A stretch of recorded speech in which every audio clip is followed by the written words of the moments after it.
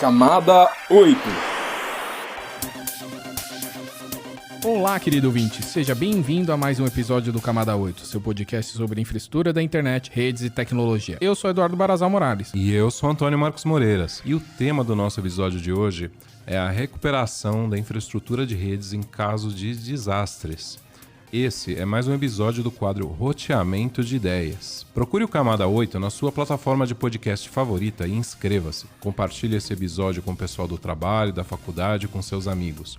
Agora, você pode também acompanhar o Camada 8 pelo YouTube e YouTube Music. Visite nosso canal no YouTube, o NICBR Vídeos. Navegue até a aba Podcasts e dê o play no episódio que deseja ouvir. E se você usa o Spotify, você pode ativar o sininho para ser avisado de novos episódios. Mas antes de irmos para a conversa de hoje, vamos aos avisos iniciais. Daqui a alguns dias teremos a nossa primeira live intra-rede do ano. Ela acontecerá no dia 26 de fevereiro de 2025, às 10 horas da manhã, horário de Brasília. Anote na sua agenda e se inscreva para acompanhar a transmissão ao vivo no nosso canal do YouTube e no Facebook. E para você que nos ouve da região de Chapecó, Santa Catarina, na próxima semana estaremos realizando o nosso evento ConectaNet. Ele vai acontecer no dia 21 de fevereiro de 2025 em Chapecó. Então, não percam. Inscreva-se também na nossa segunda turma do Bcop EAD do ano. Ela vai acontecer do dia 17 a 21 de março de 2025 e as inscrições vão até dia 2 de fevereiro. Terminados os avisos, o convidado de hoje é o Leandro Bertoldo, professor PhD e gerente de redes na Universidade Federal do Rio Grande do Sul. Então toca a vinheta e vamos para a entrevista. Roteamento de ideias. Bertoldo, seja bem-vindo aí ao nosso podcast, o Camada 8. E como já é de costume, a gente pede aí para o entrevistado falar um pouco de si. Então, quem é o Leandro Bertoldo e onde ele trabalha? Obrigado pelo convite, Moreiras e Eduardo. Eu sou o Leandro Bertoldo, eu trabalho em ponto de presença da RNP e na Universidade Federal do Rio Grande do Sul. E é isso, eu tenho alguma experiência aí com redes já de alguns anos. E a ideia é passar para vocês aí o que a gente passou lá no Rio Grande do Sul nesse último ano. Exatamente. Esse é o episódio de hoje, é para falar um pouco aí sobre recuperação, né, em desastres, né? A gente queria conversar com você, porque você sofreu, né, com esse desastre que aconteceu no Rio Grande do Sul no início de 2024, né? E acho que podemos começar contando um pouquinho como que foi tudo isso e como que impactou a vida das pessoas de lá. Pode contar pra gente um relato? Se tu imaginar que aproximadamente 300 mil casas foram afetadas, né? Então, 2,3 milhões de pessoas aí, é bastante gente que foi afetada durante esse evento, né? Durante isso a gente viu várias coisas, por exemplo, eu tive minha casa que foi alagada também, acho que pelo menos 3 colegas de trabalho tiveram uma equipe de 10 tiveram a casa afetada, então tu tem uma ideia do percentual aí, vamos dizer que 30% da cidade de Porto Alegre foi afetada, então isso movimentou bastante a cidade, né? Mas como que funciona lá a questão hidrográfica da região lá, que teve esse alagamento? Ninguém estava prevendo isso? Conta um pouquinho. Uma das coisas interessantes é entender como é que funciona o que é chamado Bacia do Guaíba. Final de abril de 24 começaram várias chuvas na região da Serra Gaúcha. Esses rios todos, eles costumam fluir para dentro da chamada Bacia do Guaíba, que é uma parte mais plana. O nome Bacia do Guaíba é exatamente porque trata do rio, do lago Guaíba, que está à beira de Porto Alegre, né? Então, conforme essas águas começaram a descer, essa parte vou chamar de rio, né? A parte do rio Guaíba, ela começou a subir o nível. E para agravar um pouco mais a situação, o rio escoa para dentro da Lagoa dos Patos. E a Lagoa dos Patos, lá em Rio Grande, lá no sul, ela tem uma saída para o oceano. Só que como tinha um vento sul muito forte durante esse período de um mês, o que aconteceu foi que essa água ficou represada. Começou a subir na região de Porto Alegre. O evento que aconteceu, ele é um evento que, como é que eu vou dizer assim, várias lições a serem aprendidas quando a gente compara com outros. Comparar, por exemplo, com o furacão Milton ou Katrina, que são situações bem diferentes, onde tu teve um furacão que acabou com uma parte da infraestrutura Enquanto em Porto Alegre o que aconteceu foi uma água calma que subiu, sem uma correnteza muito preocupante, e que a infraestrutura estava toda lá depois que a água baixou. O único problema é que a gente não estava preparado para essa situação no meio do caminho. Né? Muito bem, mas além de todo esse problema com alagamento de casas, toda essa situação que as pessoas viveram, obviamente houve problemas com a infraestrutura de telecomunicações, com o provimento de internet, que eu imagino que tenha dificultado até a comunicação durante a crise em si e as ações ali de ajuda, de resgates e outras. Imagino também, quero crer que houve infraestruturas que sofreram mais com isso e infraestruturas que sofreram menos com isso. Você consegue dar um panorama dessa nossa área especificamente? O que foi mais afetado, parou totalmente de funcionar, o que ainda funcionava de alguma forma mesmo precária? Qual que foi o impacto desse problema, desses alagamentos nas infraestruturas de TI e em particular nas infraestruturas de provimento de internet? Moreiras, é difícil tu falar só da parte de infraestrutura de internet, porque o que a gente passou é muito parecido com o que vocês veem numa guerra, né? O pessoal diz, se houver uma guerra, tu tem que se preocupar com estrada, energia e comunicações. O que a gente viu? Por exemplo, as saídas de Porto Alegre, 2 saídas de Porto Alegre estavam totalmente bloqueadas por rompimento de pontes ou dano na estrada. Então, tu já perdeu uma via. Junto com essas pontes, tu perdeu o cabo óptico que estava passando junto com ela. Então, isso aconteceu não só em Porto Alegre, aconteceu em vários locais. Em alguns lugares, na parte da serra, o pessoal não tinha como reparar esse cabo, porque tu tinha um problema que em Porto Alegre não tinha, que era a correnteza. Então, esse era um dano. E eu diria que a parte de comunicação, coisas que ficaram bem claras e que funcionou muito bem, foi, por exemplo, a parte de comunicação do setor bancário. Porque eu vi saques acontecendo e isso era bem normal em supermercados e etc. E também vi outras situações onde alguém está lá 2 dias no meio da água, que não é potável, né? Sai com sede e pede, diz, olha, eu quero água. Diz, o cartão não passou. Se o cartão não passou, o que ele faz? Ele simplesmente pega a água e vai embora. Quem é que vai dizer o contrário? Então, uma das partes muito boas é exatamente essa, de que o sistema de comunicação estava funcionando para suportar essa parte bancária. E funcionou para essa parte baseado no quê? No que esses sistemas bancários... Normalmente o sistema bancário ele trabalha com dupla redundância, né? Então, tu tem tanto redundância, no caso de um dos data centers, de um dos bancos que estava no estado, ele conseguiu mover a operação dele para um segundo data center. E as operações bancárias, graças a vários provedores pequenos que continuaram mantendo os pontos de venda e pontos de atendimento funcionando nesses supermercados, nessas lojas maiores, tudo funcionou satisfatoriamente. O que eu quero dizer é, se essa comunicação tivesse sido perdida, a situação seria muito pior. E a maioria das pessoas não tem noção disso. Você falou de várias infraestruturas. Infraestrutura de energia elétrica, então parou. Ou não? Porque, parou em determinadas partes da cidade, não em toda. Então, Porto Alegre era interessante, porque tu tinha uma ilha, tu tinha a parte baixa, essa 1/3 que estava alagada, e então logo tu saía daí, tu ia para a parte alta da cidade, o pessoal estava vivendo uma vida quase normal, né? O problema era o desabastecimento de água, porque tu não tinha energia em alguns pontos, e claro que as bombas de coleta de água que estavam no Guaíba, elas não estavam conseguindo prover água ou filtragem suficiente. Então, tu tinha os 2 pontos. O que a gente teve foi o alagamento, mas numa parte da cidade o pessoal estava lá assistindo internet, vendo Netflix, vendo as notícias, como se fosse uma vida normal. Então, tu tinha 2 lados da cidade. Entendi. Então, 2 lados operaram de maneira diferente. Mas, voltando na parte de infraestrutura, né? Você falou uma coisa que me chamou a atenção, que são aí dos pequenos provedores terem ajudado nessa parte aí da comunicação, que falou dos bancos, tudo, né? Como que você acha que foi o impacto ali para as grandes operadoras e para as pequenas operadoras lá? Ambos sofreram, tá? Umas coisas que foram interessantes que aconteceram no meio do caminho foi que você deve ter acompanhado que teve uma parte de resgate, que veio pessoal de São Paulo com jet ski, com barco, Santa Catarina. Primeiro foi uma leva de pessoal com jipe e carro. Bom, conforme isso foi chegando e funcionando, o nível da água também estava subindo. Então, coisas que aconteciam que a gente não tinha ideia do que ia acontecer. Tipo, a rede brasileira, ela é 1% subterrânea e 99% aérea. Se a gente for para São Paulo, a gente tem 10% de subterrânea. Porto Alegre é 9%. Então, quando a gente vai para isso, o que acontece? Ou quer passar com um barco, ou tu tá com um carro de resgate, ou um caminhão, e, bom, tem um monte de fio na tua frente. O que tu faz? Então, a gente não esperava que isso fosse acontecer, e esse foi um dos maiores danos, porque a água era calma. Só que tu tem que imaginar que a cidade toda estava um caos com um monte de caminhão, e ninguém estava muito preocupado se a altura do caminhão era 4 metros, era 4,5.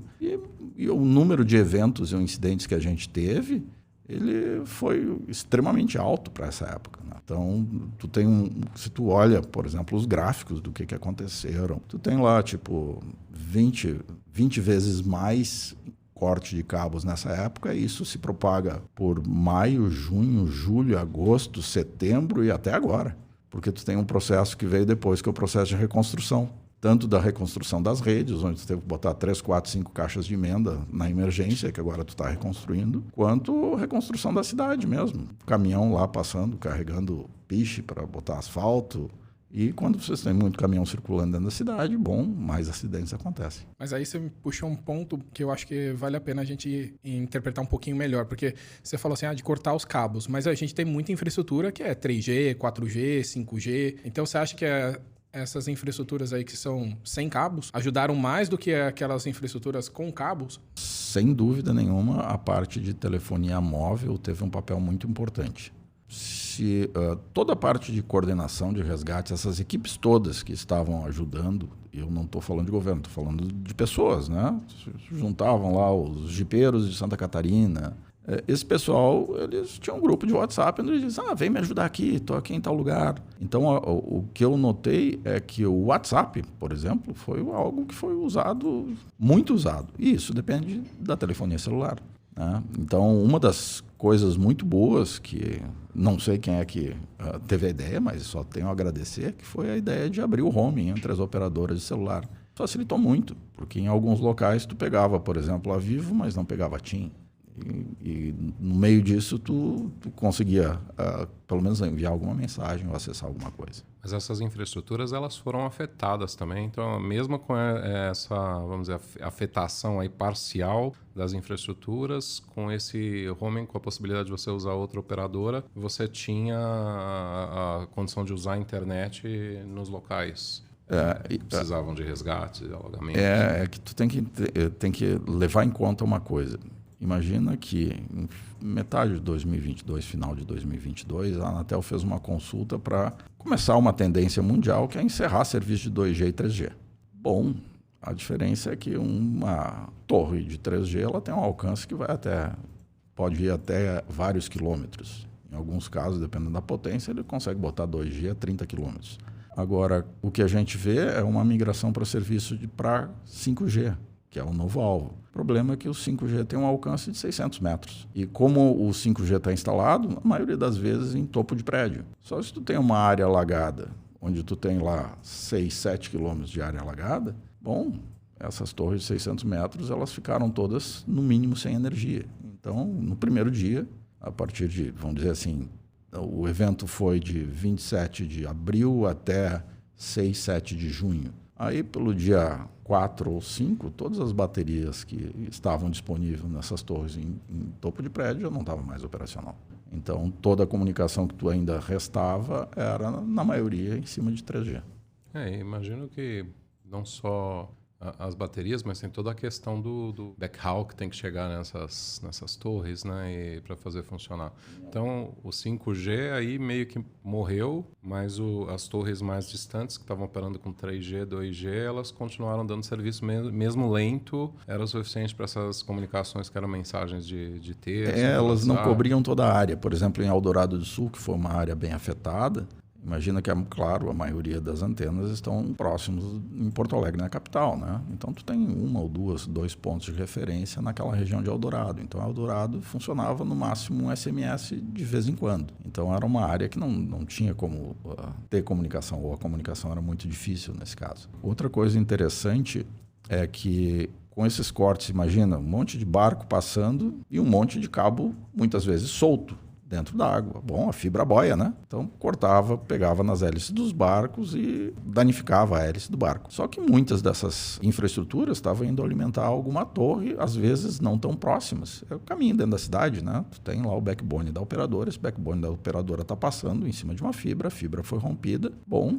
tu não tem nem como tentar consertar numa hora dessas. E aí o que acontecia era, em alguns casos, a gente soube de operadora que colocou lá, por exemplo, uma antena da Starlink para tentar, mesmo tendo energia, não tinha conectividade. Então, para restabelecer a conectividade e não sei como é que eles fizeram a operação exatamente de conectar essas antenas para dar alguma saída a partir da rede deles, né? A partir dessas torres isoladas. Mas a gente sabe que houve essas torres que foram isoladas. Bom, mas aí você estava comentando, né, que muitas pontes caíram, que boa parte do tráfego, né, caiu, né, porque a infraestrutura passava pelas pontes, né? Como que você vê ali o impacto nas redes de comunicação para fora do estado? Como é que eu vou te dizer? A infraestrutura do Rio Grande do Sul para o resto do país, ela basicamente, os dois pilares mais fortes são a 116 e a 101. Onde tu tem os maiores caminhos de fibra que estão passando. A maioria das operadoras usa esses dois caminhos como redundância. Tem um terceiro caminho que está em cima da rede elétrica de OPGW. Então, eu diria que o Estado, claro que alguns provedores já estão tentando construir, mas provedores pequenos, mas como é que eu vou dizer assim, para a infraestrutura nacional, tu tem 3 saídas. No caso da RNP, da Rede Nacional de Ensino e Pesquisa, existe uma 4ª saída pelo Uruguai, que dá a volta na América Latina, mas é um acordo de cooperação latino-americana. A maioria das operadoras não tem esse tipo de saída. Tá, então o impacto você acredita que foi mais na última milha? A maioria dos problemas não foi necessariamente na fibra ou no acesso de telecom, mas foram nos equipamentos dos usuários. Ou seja, a tua casa acabou de ficar abaixo da água e com isso o teu modem foi junto, né? Então, a maioria dos casos foi lá refazer a ponta da fibra e conectar um novo modem lá, então logo a energia voltasse. Mas aí, bom, tem questão de prioridade. Tem muita gente que ainda não retornou às suas casas. Então, isso faz com que, se a gente analisar o volume de tráfego, ele ainda não voltou ao normal. A gente caiu a 50%, agora está em torno de 60%. Isso já quase um ano depois. Hein? Pensando aqui em algumas situações, estão tentando me colocar aqui nos pés de alguém de um provedor de internet da região. Eu imagino que tenham havido provedores que foram menos afetados por esse problema todo, por talvez tomarem algumas medidas preventivas ou nem de forma consciente, mas eles tinham a infraestrutura organizada de tal forma que foram menos afetados. E devem ter tido provedores que foram extremamente mais afetados. E daí eu queria imaginar aqui com você 2 situações. Primeiro, quais foram, então, durante a crise, durante o problema, o que você viu de medida emergencial que o pessoal saiu fazendo de forma geral para tentar continuar funcionando? Você já citou algumas coisas en passant aí, sei lá, carregar diesel com balde para alimentar gerador e coisas assim. Imagino que você tenha visto um monte dessas coisas emergenciais aí. E talvez também a gente tenha alguma lição no sentido de que, olha, tinha empresas com infraestrutura assim ou assado que elas sofreram menos por conta de medidas que elas tomaram antes. Você também talvez consiga identificar alguma coisa desse tipo? Vamos por partes. Uma coisa que a gente analisou é o uso de fibras. Então, o que a gente notou é que, tu tinha um cabo que era subterrâneo. Bom, se tu tinha esse cabo subterrâneo, é claro que no meio do alagamento tu não vai conseguir fazer nenhuma fusão nem movimentar ele. Mas alguns provedores já tinham todo o cabo fusionado, né? Ou seja, em todas as caixas de passagem ele tinha o cabo com todas as fibras fundidas. Esse cara, nesse momento, tinha uma vantagem competitiva. Então, ele conseguia entregar circuitos e mover um data center de um local para o outro, por exemplo, graças a esse tipo de infraestrutura. A fibra aérea ela tinha vários rompimentos durante os dias e tinha um agravante que tu tinha um temporal, ou seja, parte de tempestade elétrica, então tu não conseguia dentro da água querer subir num poste para reparar uma fibra no meio de um temporal, né? Então era uma situação que perdurou durante muito tempo e que impedia esse tipo de acesso. Então quem tinha a infraestrutura já subterrânea, ótimo, tinha uma vantagem competitiva. Então, uma infraestrutura subterrânea já pronta, quer dizer, você não consegue fazer modificações nela numa situação dessa, obviamente porque vai estar submersa, mas ela também não foi afetada, não tinha rompimentos, não tinha problemas com ela durante o segredo é que a maioria dos provedores, quando ele vai fazer uma fusão, ele só faz a fusão nas fibras que estão em uso, ele não faz fusão nas outras. Quem fazia fusão nas outras, nesse caso, conseguiu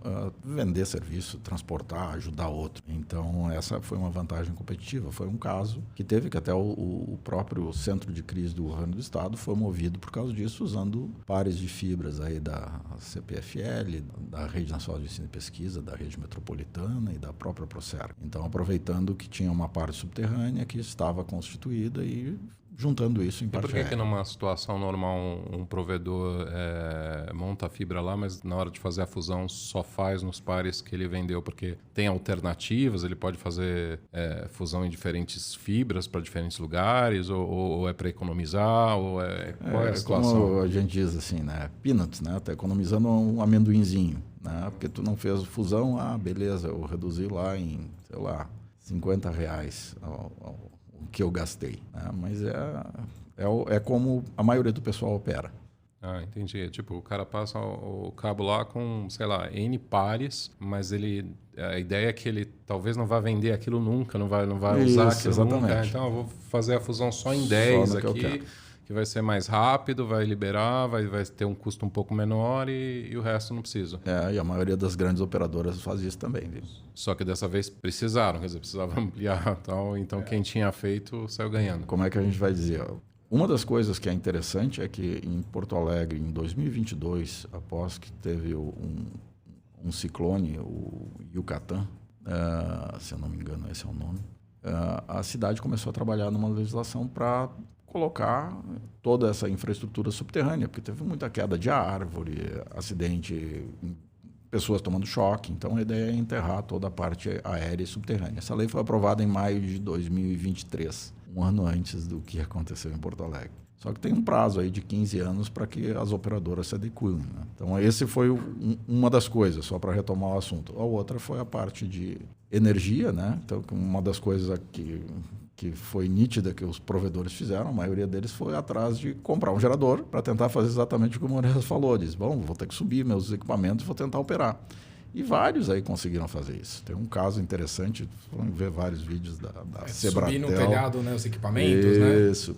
Esses provedores pequenos, eles conseguiram, eles tiveram a agilidade para fazer isso. As operadoras grandes, por exemplo, ela tem uma equipe pequena que fica no Rio Grande do Sul e a maioria das equipes em outros estados. Se tu precisar de ajuda, tu move. Só que não tinha como movimentar uma equipe, tu tá com o aeroporto fora, tu tá com a estrada congestionada, então tu não tinha como movimentar. Então as grandes operadoras, elas não conseguiam fazer, ou não conseguiam ter essa agilidade que os pequenos provedores locais tinham. Falou que o cara foi atrás, os provedores foram atrás de comprar geradores novos, porque provavelmente se eles tinham algum gerador também estava alagado, também estava inutilizável. Porque a maioria das infraestruturas, custa caro tu manter um gerador numa plataforma de concreto, né? É algo bem dispendioso, porque o gerador trepida. Então, qual é a ideia? O pessoal bota diretamente no subsolo ou no térreo. Só que, nesse caso, foi uma má opção, né? E tem mais um fato que é interessante quando a gente pensa nisso, é que em Porto Alegre, vários data centers, eles se instalaram aí por benefício fiscal da prefeitura em uma área chamada Quarto Distrito, que é próximo do centro, próxima do aeroporto.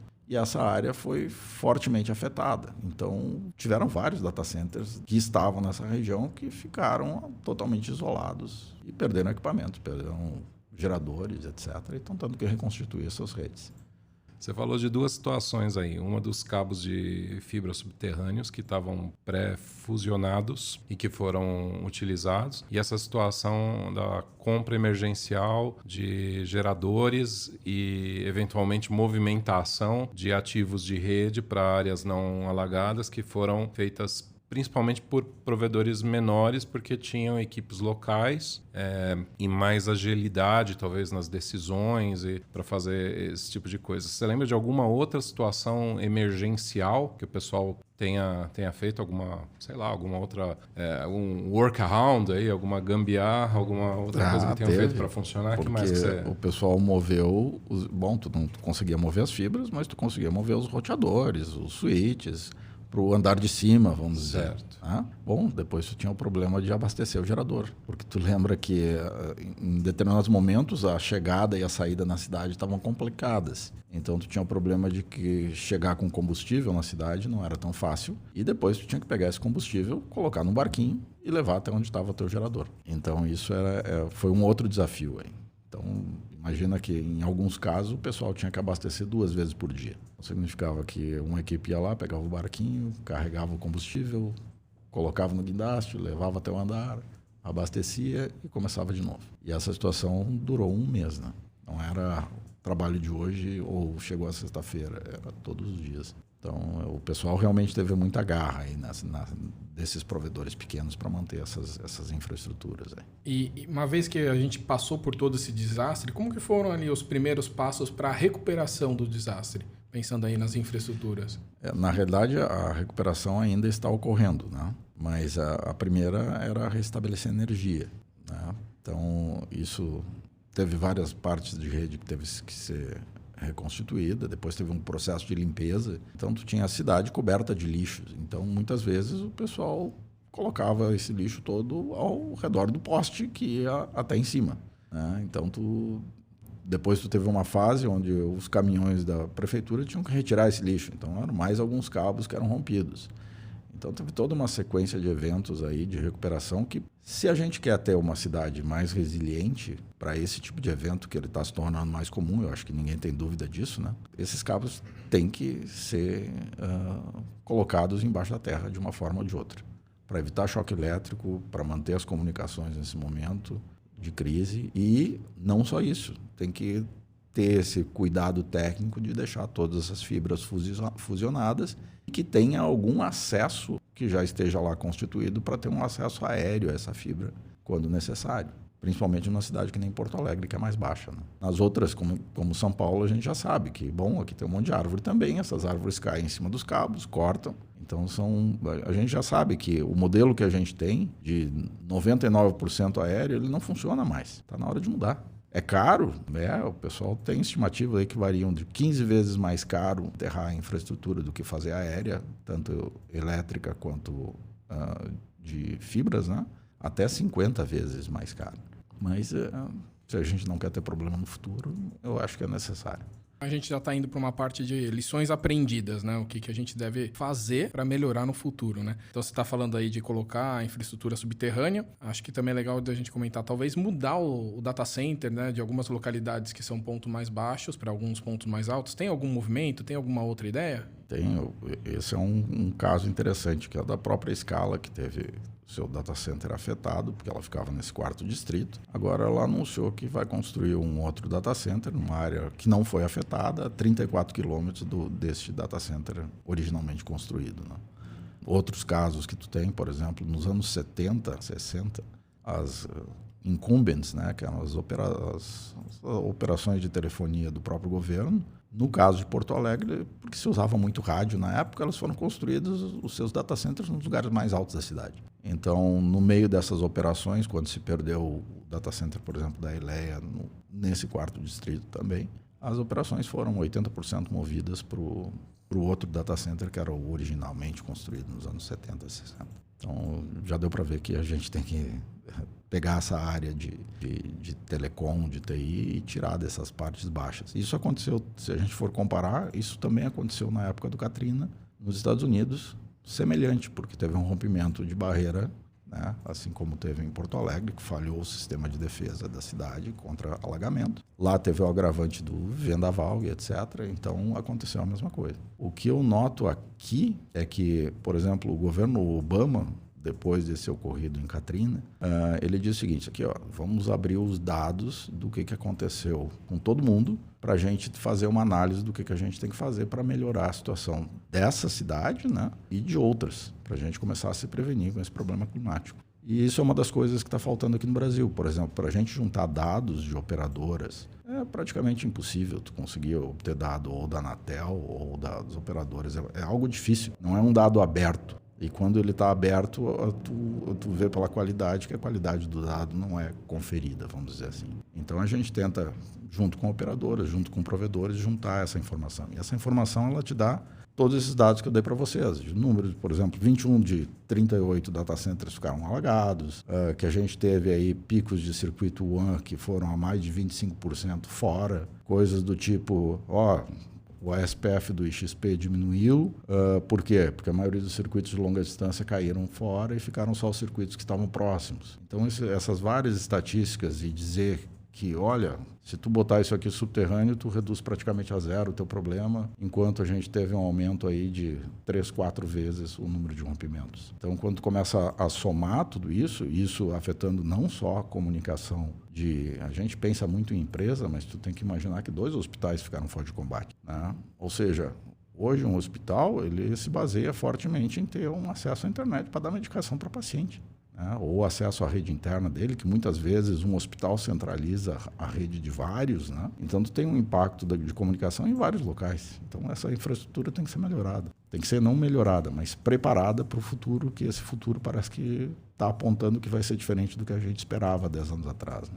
Eu achei interessante o que você comentou, né? Porque a gente vê que essa questão de comunicação, né, desde a época lá da pandemia, né, ela é considerada como uma infraestrutura crítica, né? E é importante para o funcionamento, tanto no caso que foi uma pandemia, quanto também agora nessa questão de uma enchente aí que devastou a cidade. Mas assim, teve um ponto que você comentou que eu acho que é até legal da gente ressaltar também, que foi a questão do SPF, né? Eu acho que essa questão de protocolos dinâmicos ali, quando a gente tem ali uma perda de um equipamento e de caminhos que estão não funcionando, o próprio protocolo ele acha outros caminhos para poder se comunicar, né? Então, eu acho que tem provedor pequeno aí que ainda pensa em só trabalhar com rota estática, né? E aí dá problema já na comunicação. Então, os protocolos eles ajudam também nessa questão de resiliência, né? Ah, sim, mas na realidade, deixa eu me corrigir. Minha pronúncia foi ruim. Eu estava falando em ASPF. Ah, entendi. O que a gente concluiu foi que... O SPF. Isso. O que a gente concluiu é que quem estava mais próximo ou diretamente conectado no X foi menos afetado. Ah, tá. Quem estava conectado através de um outro provedor ou com um circuito de mais longa distância teve maior impacto. Então, algumas conclusões que a gente tirou. Outras que a gente viu é quem tinha abordagem dupla e quem tinha abordagem simples para o IX. Que, óbvio, só tem uma fibra com um monte de caminhão passando na cidade, tu perdeu tua fibra, tu perdeu a conectividade. Você é um dos caras que é responsável pela administração do IX lá em Porto Alegre.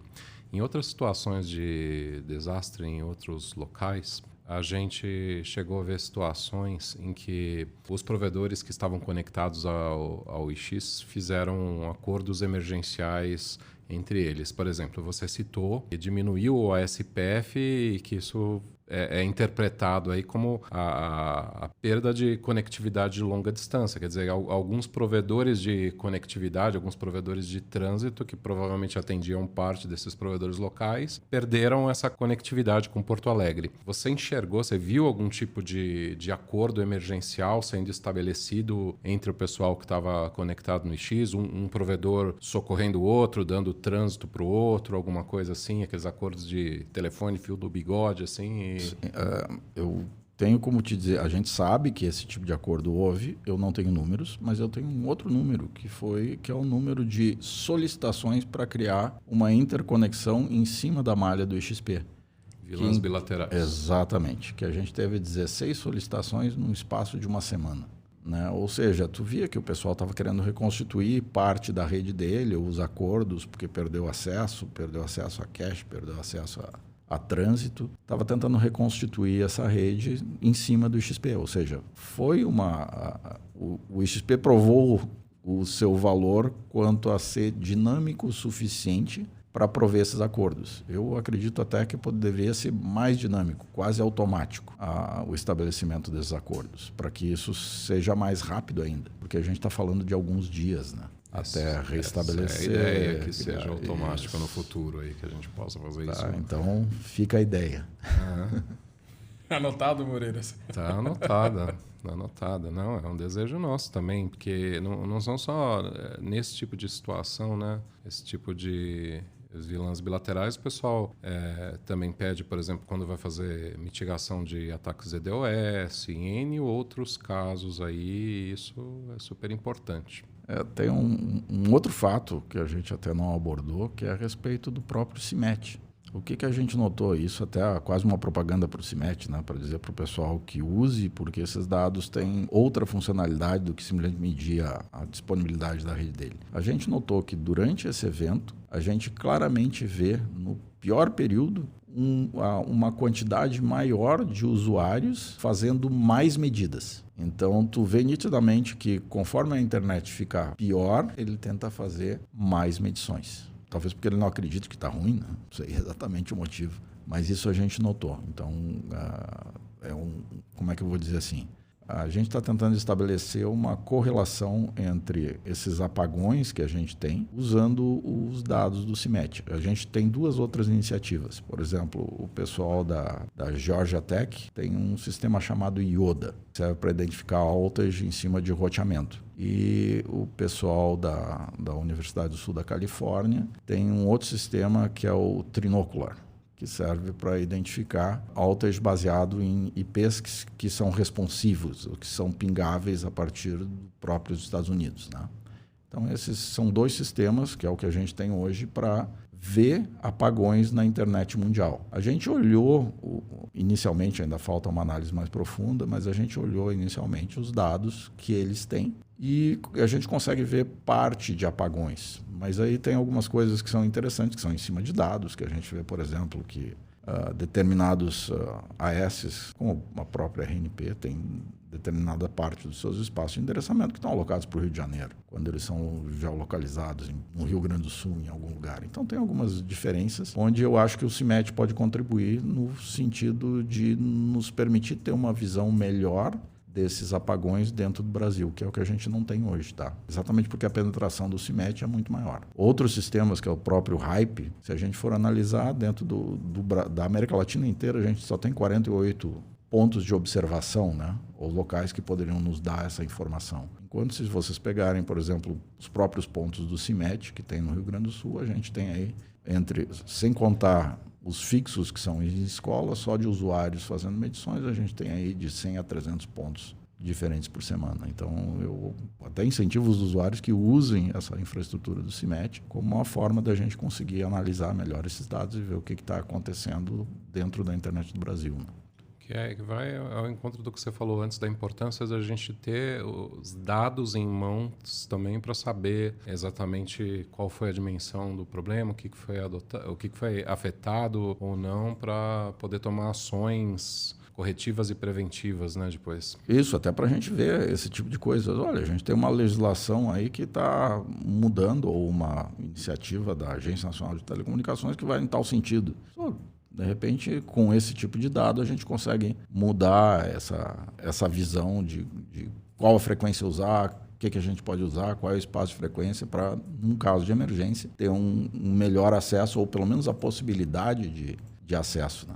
Legal você ter comentado aí do CIMET, né? Inclusive para o nosso ouvinte, se quiser saber um pouquinho mais sobre o CIMET e todos os projetos que estão correlacionados ao CIMET, escuta um episódio que a gente gravou com o Paulo e com o Holger, que são os coordenadores lá da área do CIMET. Eles vão explicar tanto como funciona essa parte do CIMET na questão de medição, como na medição para provedores, com o CIMET SP, como falar um pouquinho do portal do sistema autônomo. Então tem muita informação aí que é correlacionada e como você disse aí, Bertoldo, né? A informação é tudo para a gente vencer ali qualquer problema que a gente tem. Mas a conversa está muito boa, a gente precisa chegar no nosso finalmente. Eu queria pedir aí para você um último comentário, uma lição aprendida, o que você gostaria de deixar aí para o nosso ouvinte aí, depois de ter conversado tanto sobre esse assunto com a gente. Obrigado, Eduardo. Só para finalizar, eu acho que existe um potencial muito grande da gente usar essas aplicações e infraestrutura de IoT para medição de nível de rio, para prever o que vai acontecer com algumas horas de antecedência. Mas, ao mesmo tempo que a gente precisa de investimento para criar essa infraestrutura, a gente não pode esquecer que a gente tem que ter um investimento de longo prazo para manter essa infraestrutura funcionando, sob o risco de simplesmente usar mal o dinheiro, né? Então, isso é o manter infraestrutura de medição que eu vejo que é um dos grandes desafios que a gente tem. Tecnologia a gente já tem para isso hoje em dia. Então, esse é mais ou menos o recado. Dá para a gente ir adiante ou dá para a gente ficar como está, mas de qualquer forma a gente vai ter que ter um investimento e um planejamento aí de longo prazo. Então tá certo. Muito obrigado. Muito obrigado, Bertoldo. Obrigado, Moreiras. Obrigado, Eduardo. E vamos aos nossos últimos avisos. Lembrando que estão abertas as inscrições para as turmas de 2025 do nosso curso de Boas Práticas Operacionais para Sistemas Autônomos, o BECOP, tanto nas versões EAD quanto nas presenciais. E lembrando também que as inscrições estão abertas para o nosso novo curso de formação básica de ISPs do programa AceleraNet. Então anota na agenda.